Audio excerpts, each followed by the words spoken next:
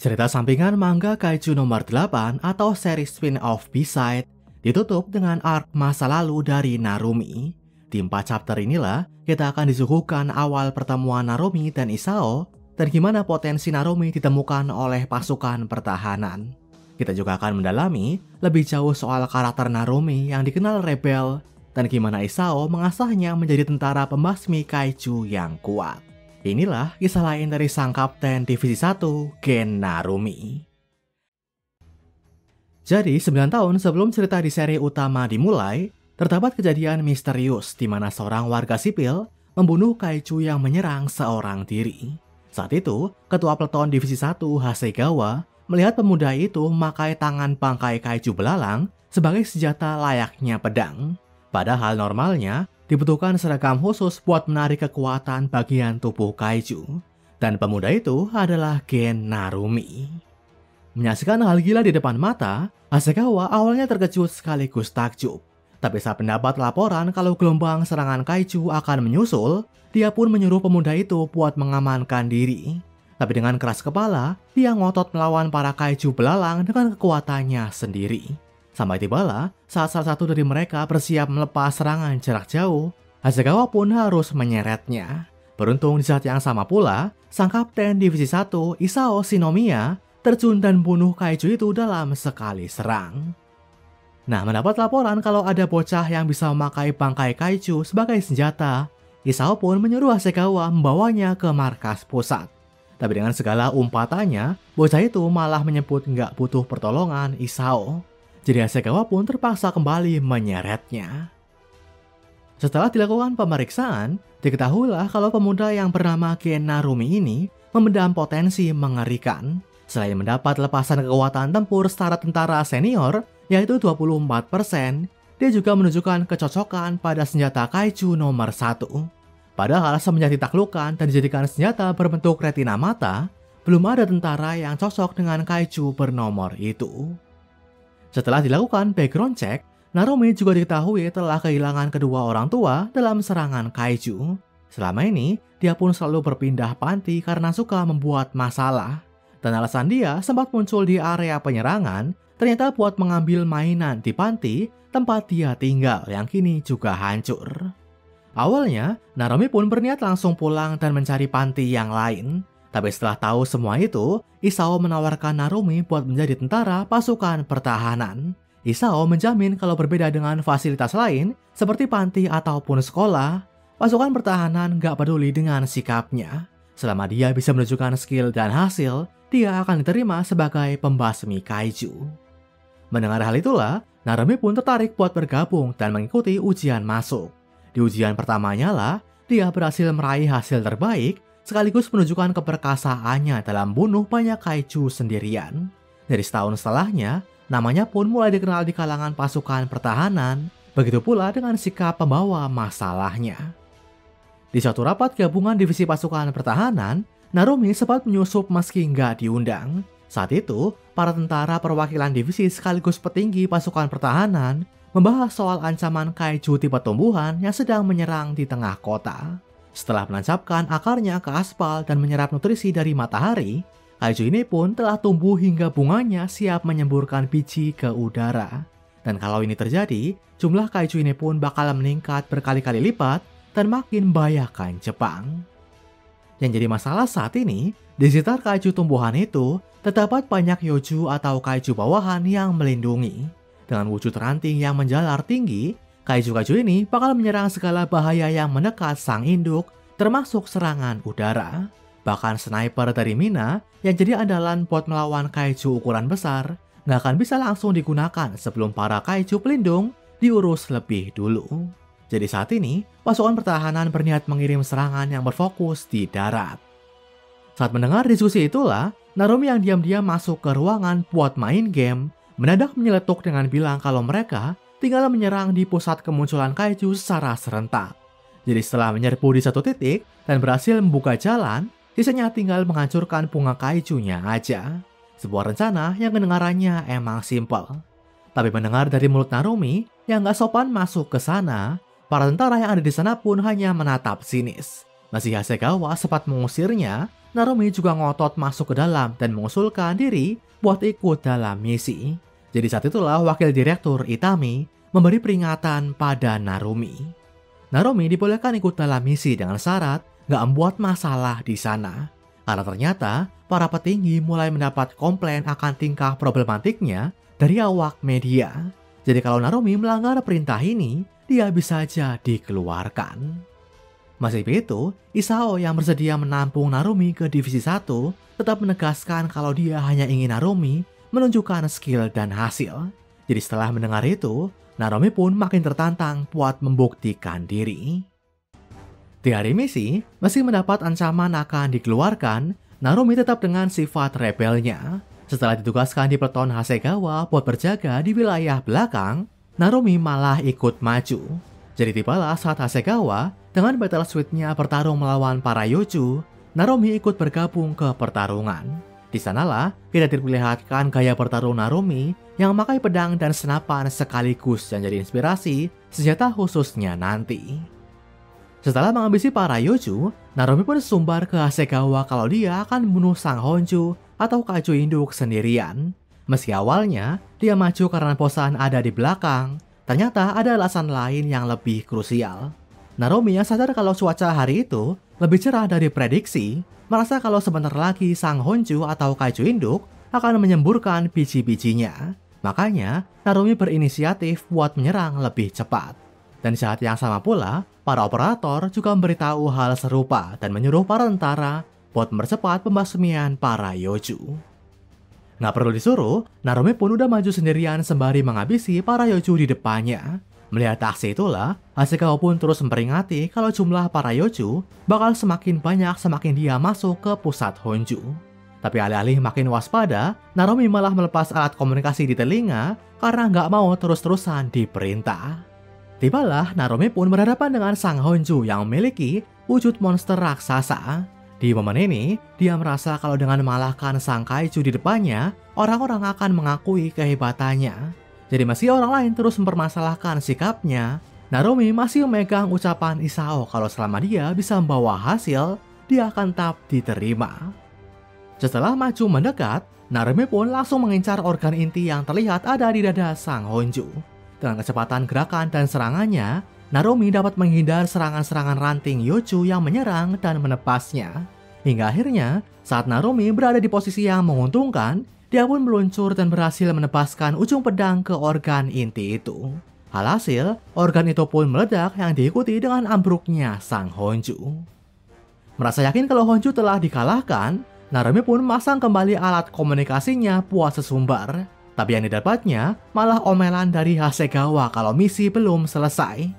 Benar aja saat itulah, Honju yang ambruk tadi mendadak bangkit setelah organ intinya muncul di tempat yang lain. Ternyata, selain sanggup menyebarkan biji guna memperbanyak kawanannya, Kaijo ini juga bisa memindahkan dan buat organ inti tiruan.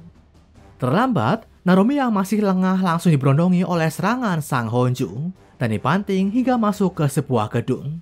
Di sanalah, gerombolan Yoju yang menjalar dari luar mulai masuk dan bersiap merompok Narumi. Beruntung, Hasegawa datang tepat waktu dan dengan tembakan battle suite-nya sanggup menghabisi para Yoju itu. Setelah memarahi Narumi yang gak mau mendengar penjelasan misi dengan benar, Hasegawa melapor ke Isao akan statusnya yang kini berkontak dengan Honju. Mendengar hal itulah, Isao yang baru selesai menghabisi para Yoju di wilayah tugasnya bersiap akan menyusul. Dan saat mendengar Isao akan datang, Narumi pun mencoba bangkit meski dengan luka yang didapatnya. Semenjak masuk divisi 1 pasukan pertahanan, Narumi emang amat terobsesi buat mengalahkan Isao. Dan setelah dikalahkan berkali-kali dalam latih tanding, Narumi nggak ingin kalah lagi. Jadi seakan makin tertantang, Narumi kembali mengambil senjatanya dan berniat melawan Sang Honju kembali. Tapi karena luka yang didapat Narumi cukup parah, gerakannya pun sempat terhambat dan berakhir terkena gigitan dari Yoju di lengannya. Di titik inilah, Narumi yang biasanya sombong merasa nggak berdaya. Dia merasa yakin bisa menang hanya dengan memakai satu tangan. Jadi dia pun mulai menerima kalau ini akan jadi misi terakhirnya dan berakhir dikeluarkan. Mendengar Narumi mengeluh dan akan menyerah, Hasegawa pun memarahinya. Selain sadar kalau Narumi diam-diam udah berlatih semalaman, Dia juga nggak mau usaha Isao yang selalu membelanya berakhir sia-sia. Karena di saat markas pusat udah membahas pengeluaran Narumi sejak lama, Isao lah yang terus meyakinkan mereka. Jadi tiap kali Isao bilang kalau dia nggak butuh tentara yang nggak kompeten, Narumi hanya perlu membuktikan diri.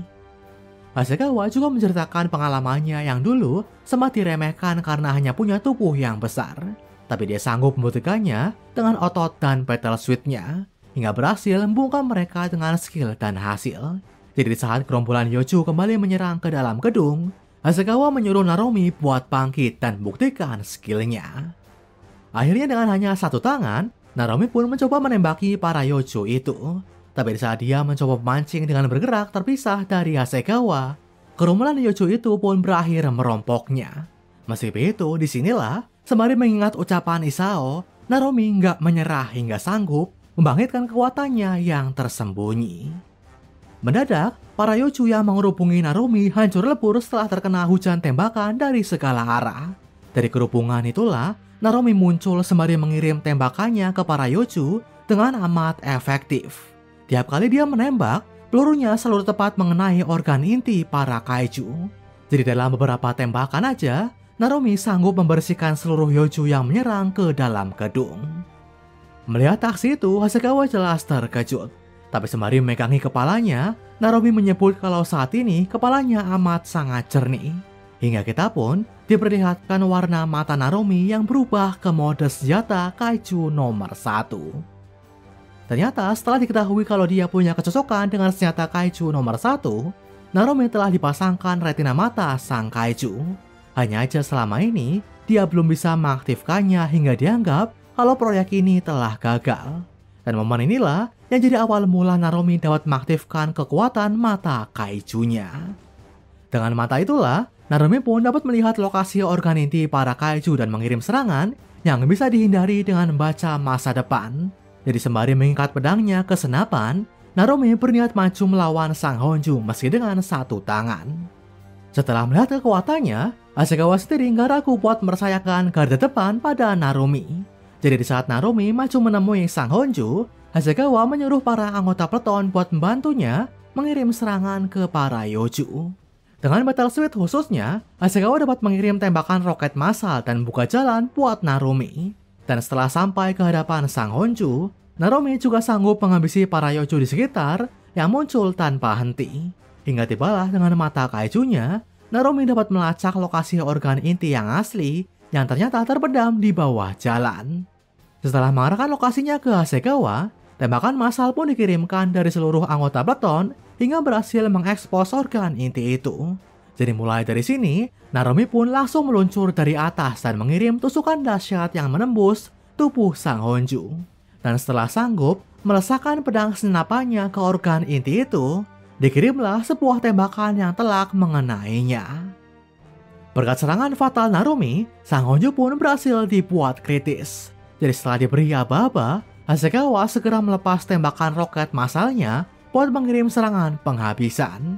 Jadi akhirnya, berkat usaha Narumi dan bantuan peton Hasegawa, Honju itu berhasil ditaklukkan. Tapi saat Narumi baru mengembuskan nafas lega, serangan-serangan Yoju yang masih tersisa ternyata belum habis. Tapi beruntung saat itulah, sosok yang udah ditunggu langsung melepaskan tembakan dari armor tangannya. Bersama Mina yang datang dengan menaiki helikopter, dan mereka bertugas membersihkan para Yoju yang tersisa. Begitu melihat Isao, Narumi pun awalnya sumbar kalau dia telah melakukan misi dengan bagus karena membasmi sang Honju. Tapi Isao menegaskan kalau membasmi serangan kaiju adalah kewajiban tentara pasukan pertahanan. Jadi Narumi nggak perlu bangga atas apa yang dia lakukan. Meski begitu, Isao juga bilang kalau Narumi ingin tetap berada di divisi 1 pasukan pertahanan, dia harus menunjukkan skill dan hasil seperti misi kali ini, dan terus memegang prinsip Isao tadi. Jadi ucapan Isao inilah yang menenangkan Narumi kalau dirinya masih punya tempat kembali, yaitu divisi 1. 9 tahun setelahnya, seperti yang kita tahu, Narumi pun berhasil melesat hingga diangkat menjadi kapten divisi 1. Sementara, dia pun amat disegani hingga menginspirasi banyak anggotanya. Tapi dengan Hasegawa yang kini jadi wakilnya, sifat Narumi pun masih nggak terlalu berubah. Selain masih sering begadang buat main game, dia juga suka diam-diam latihan. Jadi di luar sifat sombong yang menyebut dirinya jenius, Narumi juga tetap berusaha mati-matian buat meningkatkan diri. Hasegawa juga makin melihat Narumi sebagai sosok yang amat menyerupai Isao. Apalagi semenjak Hikaru bergabung ke Divisi 1, Narumi yang menjadikannya seperti murid amat memperlakukannya dengan keras. Layaknya Isao yang selalu menantang Narumi buat berkembang, Narumi juga selalu berlatih agar nggak bisa dikalahkan sang murid. Karena dengan begitulah, dia pun bisa jadi mentor yang terus menantang dan motivasi muridnya. Apalagi, Narumi juga kini telah membangun Divisi 1 sebagai tempat buat dia kembali. Itu dia arc Narumi dari spin-off Kaiju nomor 8, B-Side. Di bagian inilah, kita disuguhkan cerita yang berdalam karakter Narumi. Selain dari background kehidupannya, kita juga mendapati kalau potensi Narumi sebagai pemasmi Kaiju udah amat bersinar dari saat dia remaja. Tapi yang paling jadi fokus di chapter ini adalah perkembangan karakter Narumi dan hubungannya dengan Isao. Narumi, yang awalnya selalu dibuang karena sikapnya, berhasil menyadari kalau dia kini punya tempat buat tinggal. Berkat Isao yang selalu bersikap keras, Narumi pun sanggup terus tertantang buat bisa bertambah kuat. Dengan motivasi mengalahkan Isao dan kini tetap berada di divisi 1 lah, Narumi jadi bisa terdorong buat terus berkembang. Jadi meski mengaku jenius, Narumi tetap terus berlatih dengan keras meski nggak mau dilihat orang-orang. Dan kini, Narumi yang masih memegang prinsip Isao berhasil tumbuh menjadi tentara yang amat bisa diandalkan. Jadi inilah kisah sang kapten divisi 1 pasukan pertahanan. Oke, segitu aja video pembahasan manga Kaiju nomor 8 dari Reko Manga. Semoga bisa bermanfaat. Dan dengan pembahasan manga lainnya dari channel ini, akhir kata, sampai jumpa.